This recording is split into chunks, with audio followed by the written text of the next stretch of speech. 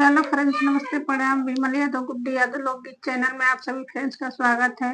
हम लोग बहुत ही प्यारा एक तीज व्रत गीत लेकर आए हैं। अगर अच्छा लगेगा तो लाइक शेयर सब्सक्राइब जरूर कीजिएगा और कमेंट बॉक्स में जरूर बताइएगा कि ये गाना आप लोगों को कैसा लगा। चलिए सुनाते हैं।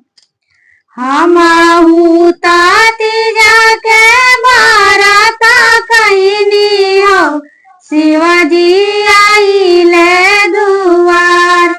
हमहू तीजा के बाराता कहनी हो, शिवाजी आइले दुआर। सिरावा पर बड़े बड़े जटा बड़े हो, ओई में बहे गंगा धार।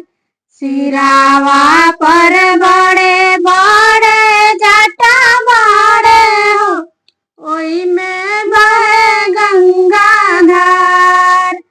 सब सोहागिन हाथ जोड़ली हो, शिवाजी दर्शन तोहार। सब सोहागिन हाथ जोड़ली हो, शिवाजी दर्शन तोहार।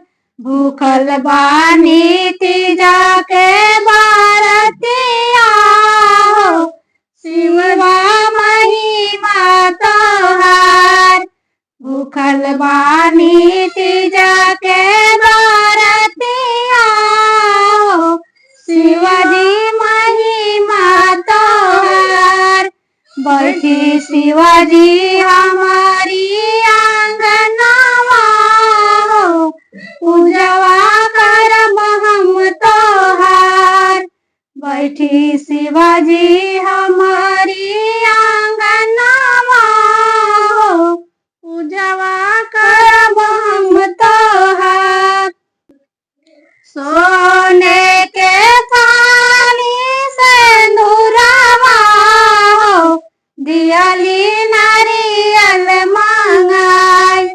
सोने के थाली सिंदूरवा हो, दियाली नारियल मंगाई। गैया के घिउआ में दिया बारी हो, करबो आरती तोहार। गैया के घिउआ में दिया बारी हो, करबो आरती तोहार। पूजन करब हाथवा जोड़ी हो, रखिया सिंदूरा हमार।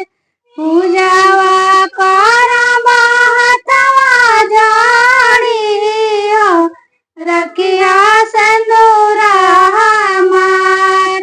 मंगिया के सिंदूरा सलामत रहे हो, छूटे पति के नहात।